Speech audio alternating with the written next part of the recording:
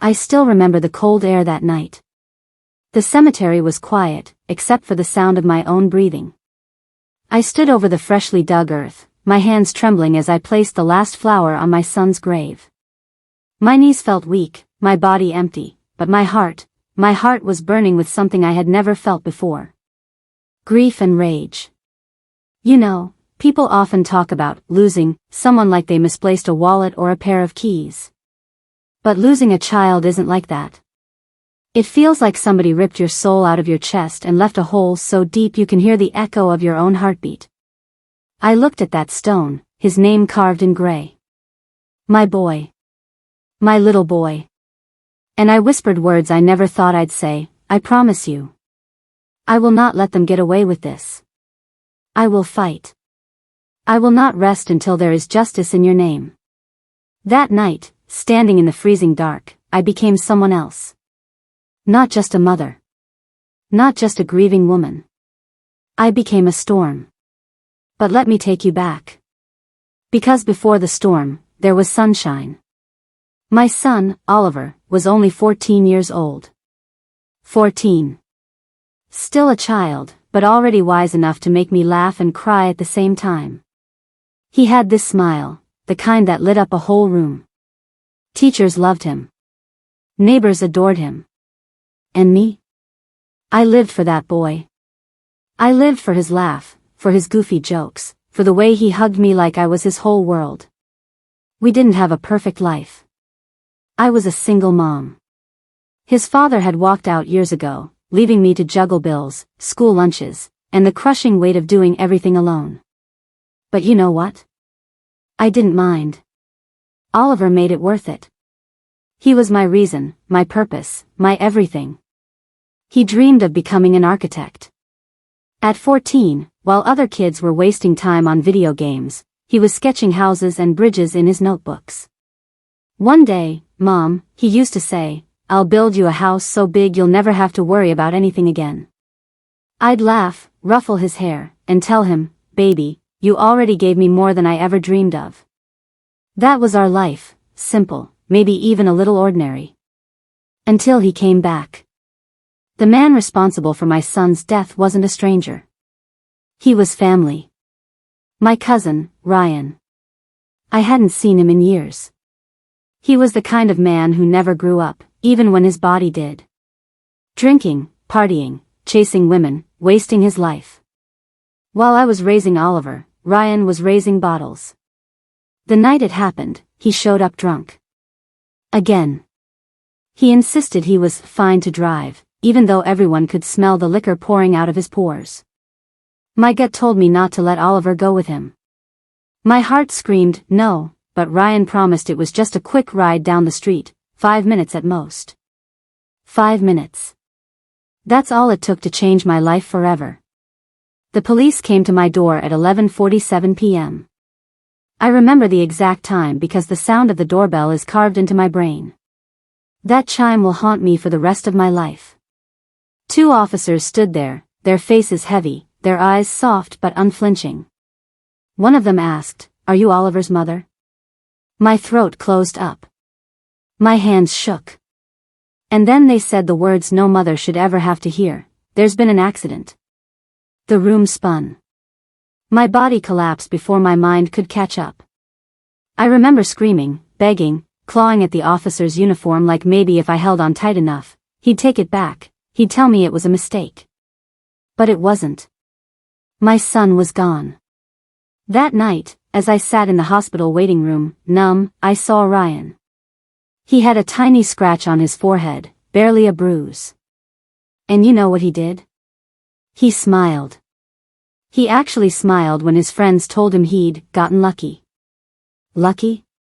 My baby was lying in a morgue, and this man called himself lucky. That's when something inside me broke. Or maybe it was born. I don't know. But in that moment, I knew one thing, I would make him pay.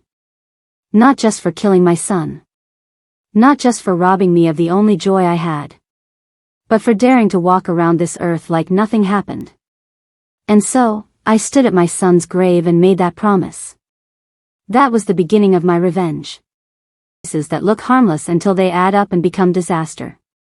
So here's the truth, the part nobody wants to hear because it makes them uncomfortable. Most tragedies are built out of small, ordinary things. A promise. A favor. A habit. A pattern. Oliver had been at a friend's house that afternoon, just a normal Saturday. He called me around 4, breathless with excitement about a new set of drafting pens he'd saved up for and wanted to show me. He was on the brink of that awkward, brilliant age when kids are not kids but not yet adults either. He still liked goofy cartoons at night and asked me to tuck the blanket just so. He still let me braid his hair for school picture day. He still held my hand when we crossed busy streets. Those are the little things that anchor you, that make you believe in a future. That afternoon, his friend's older brother, someone who sometimes drove them around, offered to take Oliver home. I said yes. I was tired after a week of double shifts. I trusted the neighborhood. I trusted the boy who'd driven my son a dozen times before. That decision is one of the knives that will never stop twisting. When Ryan showed up, stumbling, loud, a grin too big for the situation, Oliver noticed. He hesitated, like he was trying to read the room, like he was giving Ryan the benefit of the doubt the way kids do for people they think are family. "Come on, Uncle Ree," he said, that soft, trusting voice that used to melt me. "We'll be okay." I told him not to go with Ryan. I said it the way mothers do when they don't want to sound controlling, one part worry, one part casual suggestion. Ryan laughed it off, put an arm around Oliver like everything was a joke, and promised it would be quick. "Just a drive, Jill. We'll swing by the store. I got it handled." He kissed Oliver on the forehead like a show, like he'd rehearsed the move. I listened to them leave and I heard Ryan's laugh in the hallway, too loud, too close to the liquor smell that lingered even through the door. I called after them to text me when they get home. I asked them to be careful. I told Oliver I loved him like he was going out on a field trip. He waved, gave me that crooked grin, and closed the door. An hour and some change later, the bell rang. After the shock came the next kind of hurt, one you don't expect because it's quieter, bureaucratic, human-made rather than accidental. I thought justice would be obvious. A drunk driver kills a child, the law will step in. But I didn't understand how messy family ties can be. I didn't understand how shame and money and appearances conspire to hide the truth. At the hospital, when officers and social workers spoke in low tones in the corridor, I could feel my own family around me like a fog, present but distant. My sister, Lena, sat on the floor with her head in her hands. My mother stared at the wall and whispered prayers. My cousins shuffled and exchanged looks that said more than words. It was Lena, my sister, who first told me what they wanted. "Jill, we need to think about the family," she said, her voice brittle. "We can't have a scandal. Ryan's already had a rough patch. People will talk. Maybe it's better if we handle it quietly." Handle it quietly. The phrase lodges in you like a splinter. They suggested that Ryan be given a chance to explain, that maybe the brakes failed, that the road was slick, that it was an accident. They called it tact. They called it protection. They wrapped their protection around Ryan like a blanket and held it so tight it smothered any talk of responsibility. I remember the night they sat me down at my mother's kitchen table, hands clasped, eyes avoiding mine. For the kids, my mother whispered, like she was consoling someone other than me. "Think about the rest of the family." Ryan didn't mean, she stopped, because she couldn't finish the sentence without choking. They offered hush money. Not exactly in those words at first, there were donations, help with funeral costs, a little something to get through. They called lawyers who had soft voices and softer contracts. I was tired, raw, already sleepwalking through grief. It would have been easy to sign away the truth. Easy because everything about loss points you toward the path of least resistance. Keep your head down, accept what you're handed, try to stitch the hole inside you and pretend it's closed. But how can you accept a check where your son's name should be justice? I didn't see myself as righteous in that moment. I just felt steely. I felt the promise I'd made, like a coal glowing under my ribs. I thought of Oliver's notebooks, his tiny sketches of houses with open doors, his plans scrawled on scrap paper. I thought of how he trusted people. I could not let that trust be exploited into silence. I refused the hush money. I refused to put the truth into a neat envelope and mail it to the names of people who'd lost nothing. When I said no, the room tilted. The faces shifted. I watched the first layer of family loyalty peel away. "You're making this worse," Lena said. "For all of us." "Making this worse?" I asked. "You mean making the truth breathe?" They began to close ranks. Some of my cousins cut me out of group texts. Old family friends, people who once brought casseroles when I had babies, started to avoid eye contact at grocery stores. Somewhere between the funeral and the settlement offers, gossip started to take root, and it wound around my kids like a winter wind. And then there were subtle threats.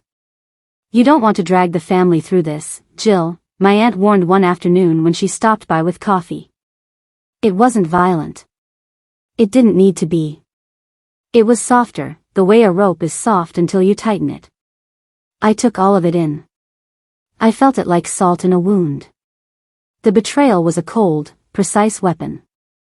The people who were supposed to be the first to hold me up were the ones trying to push me down. But here's something I learned early: people who try to silence you are always more afraid of what your voice will do to the comfortable lie than they are afraid of the truth. So I found a lawyer.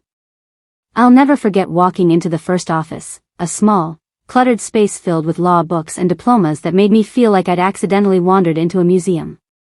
The lawyer, a woman named Marisol, looked at me with the kind of steady attention that doesn't flinch when you start to cry. "You know what I see," she said. "I see someone who's decided not to be a victim."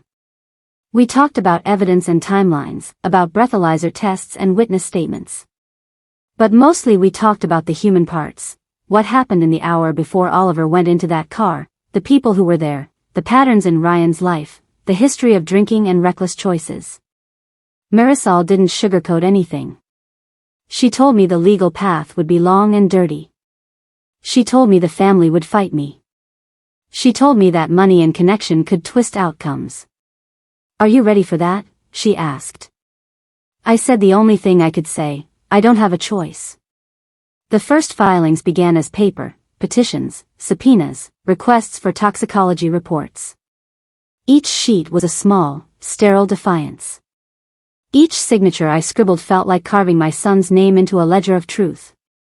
The paper and ink became armor against the whispering that followed me home. But the worst part wasn't the paperwork. It was the way they treated me afterward, as if by insisting on justice I'd chosen to punish the family for their grief. They called me cold. They called me selfish. They said my pursuit would ruin more lives. They said it would be easier to move on. Easier to move on for whom? They didn't ask that question. There were nights I sat in my car outside the house and let myself wail until the sound was raw and animal. The grief wanted to swallow me. The isolation wanted to keep me small. But the promise at the grave had become a pulse in my throat that wouldn't let me stop. That pulse told me that action was the only way to honor Oliver's life. And so I pushed forward. I learned to read legalese. I learned the names of tests and the timelines of evidence. I learned to hold my boy's sketchbook in my lap and present it as a piece of the man he would have become. I learned that grief can be met with paperwork and subpoenas and depositions, and that sometimes those sterile things are how you force a messy world to pay attention. They called me difficult. I began to like that. I never thought I'd know what it feels like to hear your life split in half. But I do. It sounds like a phone call. It sounds like 3 words you don't want to believe: "There's been an accident." The crash happened less than 2 miles from my house. The kind of distance that mocks you because it's so close, like if you just walked instead, if you just said, "No," one more time, if you just screamed louder, maybe the outcome would have been different. Ryan's car hit a telephone pole at 60 miles an hour. He walked away with scratches. My son, my Oliver, didn't. At the scene, neighbors said Ryan stumbled out of the car laughing, slurring, insisting he was fine. Witnesses reported he tried to blame a deer in the road, even though the street was straight and lit with lamps. The truth was simpler. He was drunk, reckless, and arrogant enough to believe the world would bend for him like it always had. The police arrested him at the scene, but even then, I saw the cracks forming in the system. Ryan was cooperative. Ryan was remorseful. Ryan was family to some respected folks in town.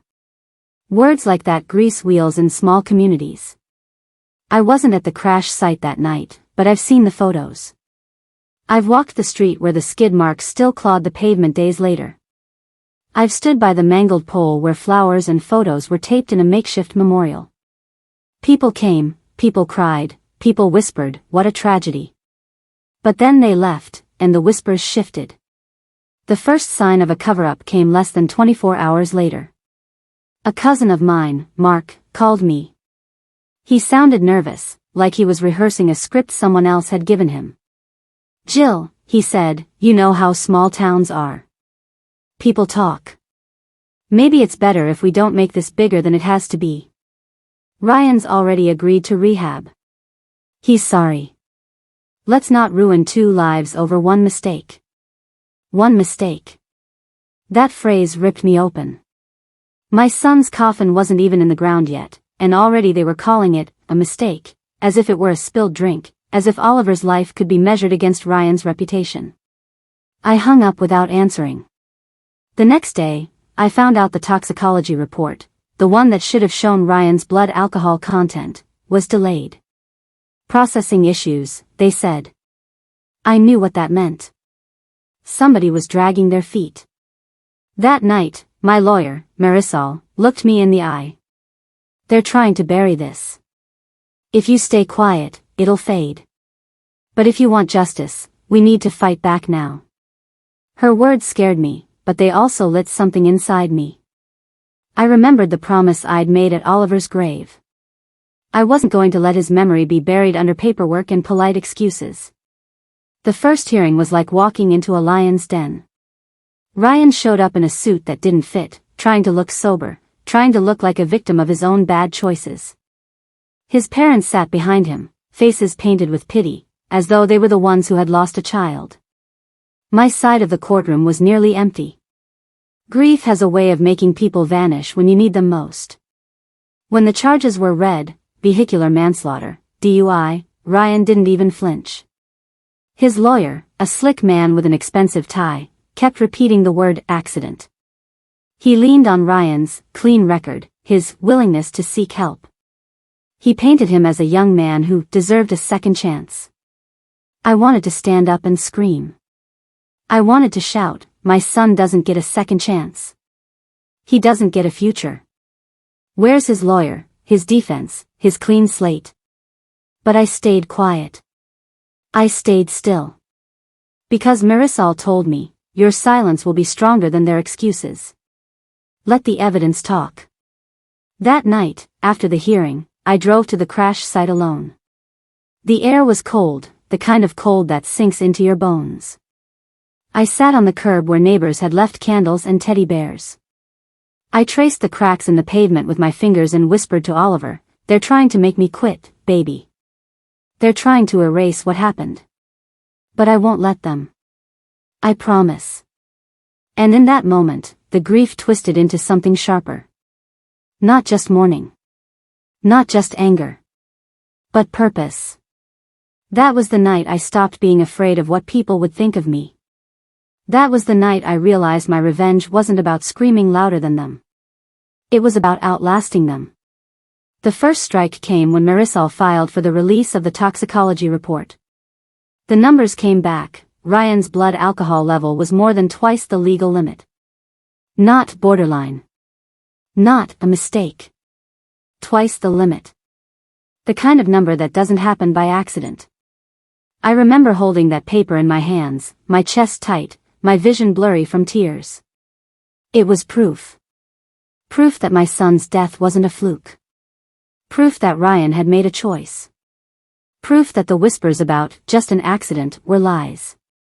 With that paper, I felt the scales shift, even just a little. For the first time since Oliver's death, I felt like I had a weapon. And I was ready to use it. They say blood is thicker than water. But I learned the hard way, blood can also choke you.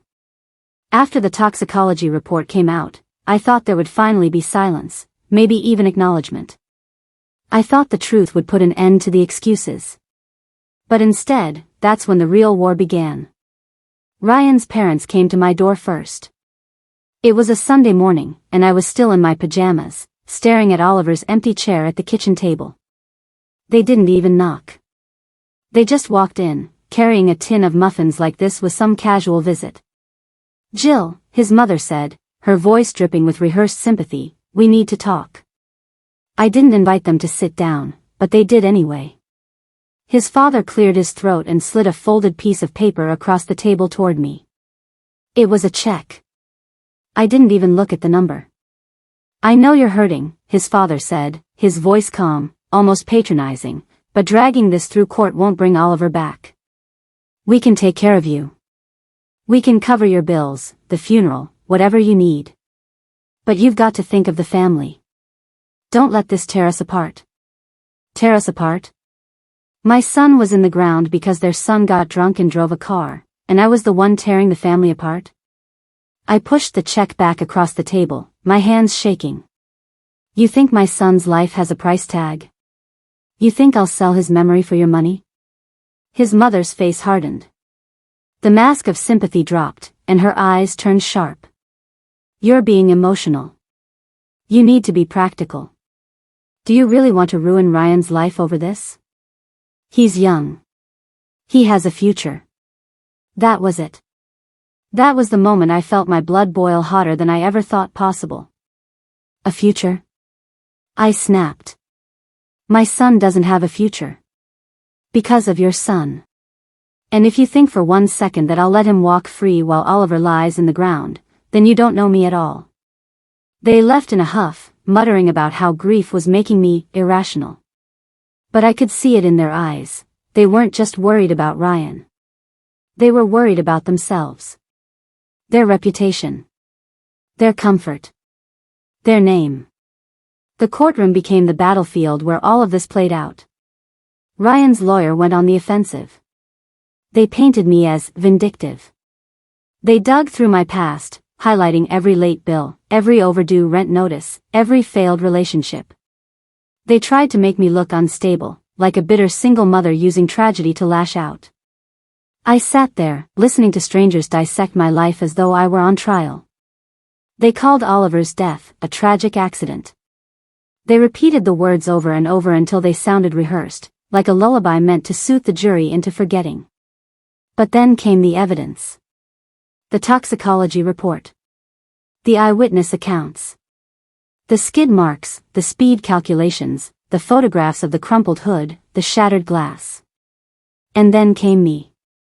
When it was my turn to testify, I walked to the stand with Oliver's notebook in my hands. His sketches, his half-finished dreams, his crooked little handwriting scrawled across the pages. I told the jury about my son, the boy who wanted to build me a house, the boy who made everyone laugh, the boy who should have had his whole life ahead of him. I didn't cry on that stand. Not once. Because Marisol told me, "Don't give them your tears. Give them your truth." So I did. I told them about Ryan's history of drinking. About the family gatherings where he stumbled in late, slurring his words. About the warnings I'd given that very night. About the way he laughed when people told him to slow down. And I ended with the words I had whispered at my son's grave. I promised Oliver I wouldn't let them get away with this. And I intend to keep that promise. The courtroom was silent. Even Ryan, for once, kept his mouth shut. But outside those walls, the betrayal deepened. Family who once hugged me at Christmas now crossed the street to avoid me. Cousins unfriended me online, whispering that I was obsessed with revenge. My own sister, Lena, stopped calling. When I asked her why, she finally admitted, "Because you're making us choose sides. And I can't be against Mom and Dad." Choose sides. As if this was a playground fight. As if justice was a matter of loyalty instead of truth. I stopped expecting support. I stopped waiting for phone calls. My circle shrank down to me, Marisol, and the memory of a boy who trusted me to fight for him. The turning point came during cross-examination. Ryan's lawyer tried to trap me. He asked if I hated Ryan. He asked if I wanted to see him suffer. He asked if this was really about justice, or if it was about revenge. The word hung in the air, sharp and heavy. Revenge. I thought about it. I thought about my son's laughter, about the hole in my heart, about the promise at the grave. Then I looked straight at that lawyer and said, "You're damn right, it's about revenge. But not the kind you're thinking. My revenge is making sure my son's life mattered. My revenge is making sure Ryan never gets to hurt another child again. My revenge is justice. And if that makes me vengeful, then I'll carry that title proudly." For the first time, I saw a crack in their armor. Even the judge leaned back, his eyes narrowing at Ryan. And in that moment, I knew, they could smear me, they could abandon me, they could call me bitter and vindictive. But they couldn't erase the truth. Because I wasn't just a grieving mother anymore. I was a woman with a promise. And I wasn't done. People imagine grief as tears and silence. But for me, grief became fire. A constant burn in my chest that wouldn't let me rest, wouldn't let me give up. Every morning, I woke up and thought, what would Oliver want me to do today? And the answer was always the same, keep fighting. But that fire came with a cost. The trial stretched on for months, and in that time, I learned how lonely justice can be. The church I had attended since childhood stopped inviting me to events. I overheard the whispers, "She's angry all the time, she's making the family look bad, she should forgive and move on." Forgive? Forgive a boy who drank, drove, and killed my son? Forgive a family that offered me hush money instead of an apology? No. Forgiveness without accountability isn't healing, it's surrender. And I wasn't about to surrender. Even my workplace wasn't safe. I worked part-time at a local grocery store to cover bills, and one day a coworker pulled me aside. "Look, Jill," she whispered, "some of us think it's unhealthy, what you're doing. It's like, you're stuck. Stuck. As if burying your child was something you could get over, like a bad breakup." I went home that night and wrote in Oliver's notebook, "They don't understand. They can't. But I promised you, baby. And a promise is forever." The courtroom itself tested every ounce of my resolve. Ryan sat just a few feet away from me every day. Sometimes he looked smug, sometimes bored, sometimes like he'd rather be anywhere else. Not once did he look at me with remorse. But the worst moments came when his friends testified. One after another, they took the stand, talking about how Ryan was a good guy, not a bad kid, someone who just made a mistake. A mistake. That word cut deeper than any insult. Leaving the stove on is a mistake. Forgetting a birthday is a mistake. Getting behind the wheel of a car drunk out of your mind is not a mistake, it's a choice. I sat there gripping Oliver's notebook so hard my knuckles turned white. My lawyer whispered for me to stay calm, but inside I was screaming. Screaming for someone, anyone, to acknowledge that my son's life was worth more than the excuses they were feeding the jury. Then came the day I almost broke. It was during a recess. I walked outside the courthouse to get some air, and I saw a group of Ryan's friends smoking on the steps.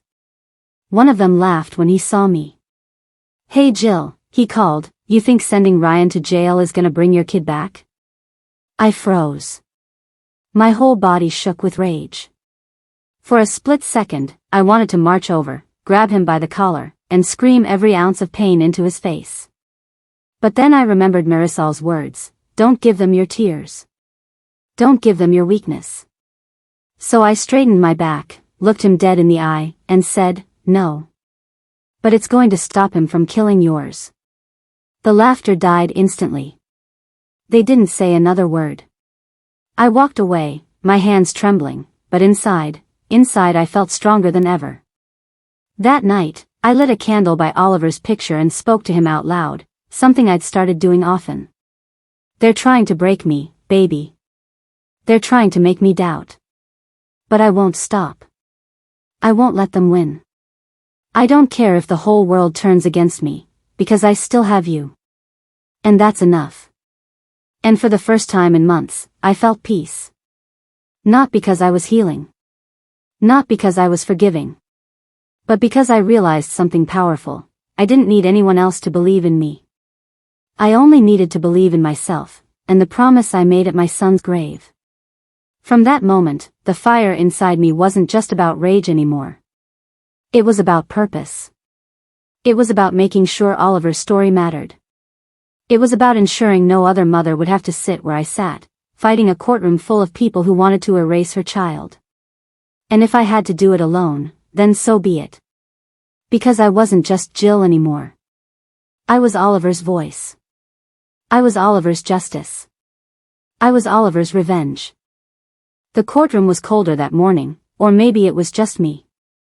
My hands shook as I buttoned my coat, not from the chill but from the weight of what was coming. Verdict day.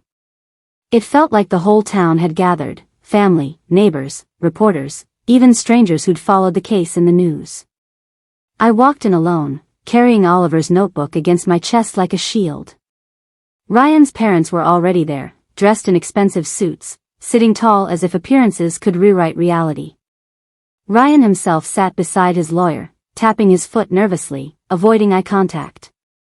I sat down in the front row. My lawyer whispered, "Whatever happens, Jill, you did everything you could." But those words weren't enough. I didn't want everything I could. I wanted justice. The judge's gavel cracked the silence, and the jury filed in. My heart pounded so loud I could barely hear the clerk speak. "We, the jury, find the defendant, Ryan Matthews." The pause stretched like an eternity. I gripped Oliver's notebook tighter, whispering in my head, "Please, baby. Please let them see the truth. Guilty of vehicular manslaughter while driving under the influence." The words slammed into me like a wave. My breath caught, tears burning behind my eyes. Guilty. They said guilty. But the clerk wasn't finished. And guilty of reckless endangerment. Another blow. This time, it felt like oxygen filling my lungs after months of suffocation. The judge nodded, his voice steady. "Sentencing will follow, but the maximum carries 15 years. 15 years. Not a lifetime, not nearly what my son's life was worth, but it was something. It was recognition. It was truth spoken out loud. Ryan's mother gasped and clutched her pearls. His father's face hardened, jaw tight with anger. Ryan himself slumped back, pale, his bravado finally cracked. And me? I closed my eyes, pressing Oliver's notebook to my chest, and whispered, "We did it, baby. We did it." The courtroom erupted after. Some people cheered, others muttered in outrage. But I didn't hear them. I only heard the sound of my son's laughter echoing in my memory, and for the first time in a year, it didn't crush me, it lifted me. But victory wasn't clean. Outside the courthouse, Ryan's parents confronted me. His mother's voice shook with venom. "You ruined our son's life. Are you happy now?" I turned to her, calm but firm. "No. I'll never be happy again. But I'm at peace. And peace is more than your son ever gave me." She flinched like I'd struck her, but I didn't stay. I walked past them, down the courthouse steps, into the sunlight. For months, I had lived in shadows, courtrooms, whispers, grief that felt endless. But that day, the sun hit my face, warm and steady, and I realized something: justice isn't perfect. It doesn't bring back the dead. It doesn't heal the hole in your chest. But it matters. It tells the world your child's life was worth something. That night, I went to Oliver's grave. I brought flowers, his favorite kind, sunflowers, bright and stubborn. I sat in the grass and read the verdict out loud, as if he needed to hear it too. "Guilty, baby. They said guilty. He's going to prison." The wind stirred, and for just a moment, I felt like Oliver was there, sitting beside me, his little hand tugging at mine.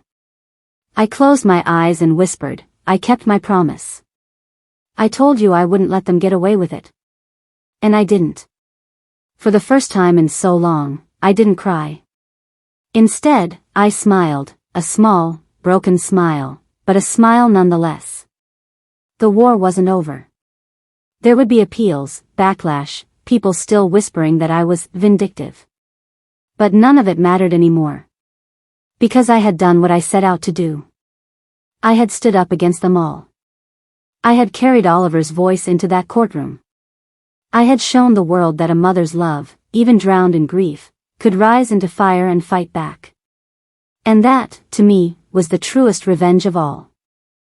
When the courtroom lights dimmed and the headlines moved on, I thought my battle was over. But grief doesn't stop with a verdict. It follows you home, it lingers in the silence, it greets you in the empty chair at the dinner table. For weeks after sentencing, I didn't know who I was anymore.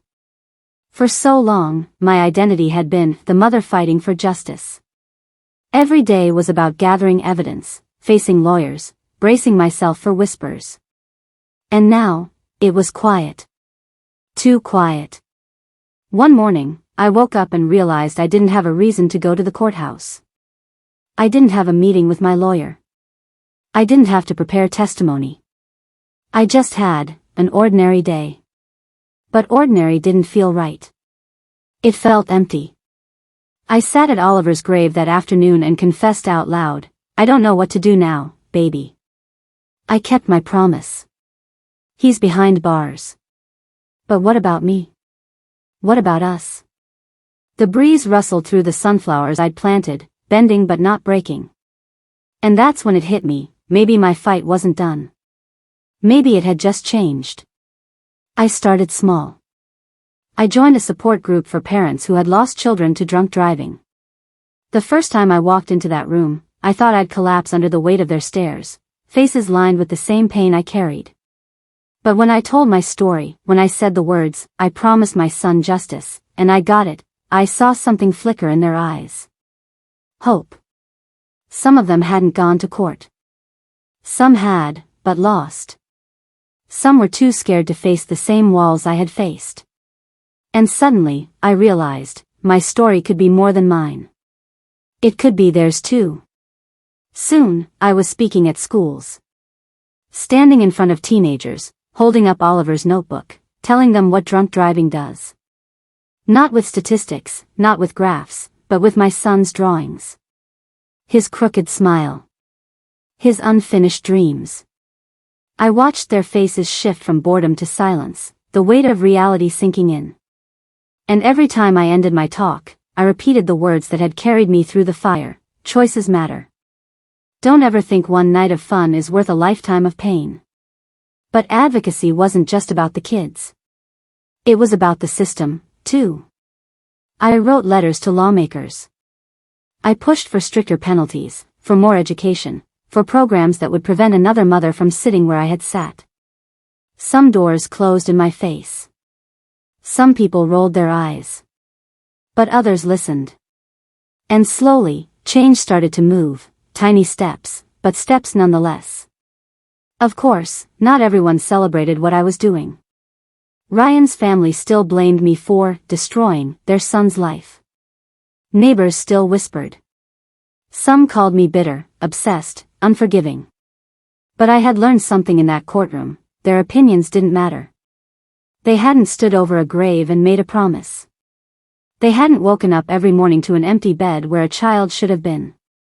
They hadn't carried a notebook full of broken dreams into battle. So no, I wasn't bitter. I was relentless.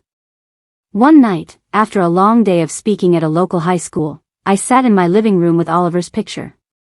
I traced his smile with my finger and whispered, "You see, baby? Your story is saving lives now. Your voice didn't end the day you left me. I made sure of it." And for the first time in a long time, the fire in my chest felt softer. Not gone. Never gone. But not burning me alive anymore. It had become something else. It had become purpose. People often ask me if I've forgiven Ryan. The truth? No. I don't think I ever will. Forgiveness isn't a gift I owe to the man who killed my son. My forgiveness belongs only to Oliver, to myself, to the life I'm trying to rebuild. But I don't live in hate either. I live in determination. And that, I've learned, is stronger than hate. So here I am, years later, still telling the same story. Not because I want pity. Not because I want attention. But because I want the world to understand one thing: revenge doesn't always look like violence or cruelty. Sometimes revenge is standing tall in the face of every person who told you to sit down. Sometimes revenge is making sure your child's name is remembered, not erased. Sometimes revenge is turning pain into prevention, so that someone else's child gets to live. That is my revenge. That is my promise. And that is my son's legacy. I often sit quietly at night, the house empty except for the faint hum of the refrigerator and the soft ticking of the clock.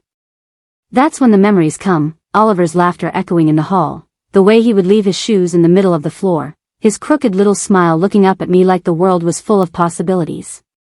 And I think about the promise I made at his grave. When I made that promise, I didn't know what it would demand of me. I didn't know that keeping it would mean standing alone, facing whispers, threats, and betrayal. I didn't know it would mean enduring months of courtrooms, being accused of being vindictive, being judged for the intensity of my grief. But I also didn't know how much power a mother's love holds. To those listening, I want you to understand this: revenge isn't always about making someone suffer. True revenge, true justice, can be about creating change, protecting others, and honoring the memory of someone who never got the chance to grow up. I've seen parents lose children and bury their pain in silence. I've watched the system ignore victims because the guilty have connections, because money and influence can shield the reckless. I've seen families fracture, loyalties tested, and grief weaponized to silence the truth. And I've learned that the only way to fight back is to rise. Rise above the whispers. Rise above the fear. Rise with the fire that love ignites in you. I didn't just seek justice for Oliver, I built something that could save others. I spoke to teenagers, I lobbied lawmakers, I helped other grieving parents find their voices. Every time someone tells me that my story prevented a life from being destroyed, I feel Oliver's presence beside me. I feel the promise alive. That's the message I want you to hear: life can be cruel. The people you trust can fail you. But your voice, your courage, your determination, can break through the silence. Your grief can be transformed into action. Your loss can teach the world lessons that prevent the same tragedy from happening to another family. I look at the world now and I see it differently. I see the responsibility we have to speak up, to stand firm, to demand accountability. I see the truth that love, even in grief, is unstoppable. And I see Oliver, smiling that crooked little smile, knowing that his life mattered, that it still matters. So if you ever find yourself in the darkness of loss, wondering how to survive, remember this: you are stronger than you think. Your voice is louder than their excuses. And the promise you make to those you love can change the world. Because in the end, revenge isn't about hate. Revenge is about justice. Revenge is about purpose. Revenge is about keeping promises that death cannot take away. And that is how my son lives on.